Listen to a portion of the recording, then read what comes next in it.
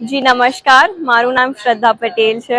હું હાલ જ મિસ ઇન્ટરકોન્ટિનેન્ટલ ઇન્ડિયા 2025 નું ટાઇટલ જીતીને આવી છું અને આ સ્પર્ધાનું સિલેક્શન સ્કાઉટિંગ થ્રુ કરવામાં આવ્યું હતું, જેમાં 14 થી 15 છોકરીઓ હતી, જેમાંથી 4 ફાઇનલે સિલેક્ટ કર્યા હતા અને આ 4 ફાઇનલોમાં હું પણ હતી એક, અને મારું એમાંથી સિલેક્શન થયું અને મને આ ટાઇટલ મળ્યું હતું.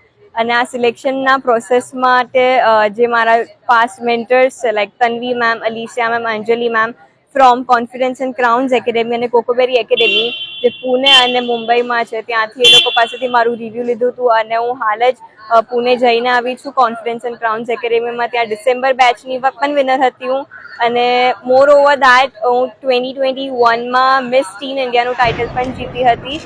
સો મારા પાસ્ટ અચીવમેન્ટ્સને બધું જોઈ મૂકીને મને મારું સિલેક્શન કર્યું હતું અને હું સૂન આ વર્ષે 2025માં નવેમ્બર મહિનામાં ઇજિપ્તમાં ઇન્ડિયાનું નામ રોશન કરવા જઈ રહી છું મિસ ઇન્ટરકોન્ટિનેન્ટલ 2025ની કોમ્પિટિશનમાં.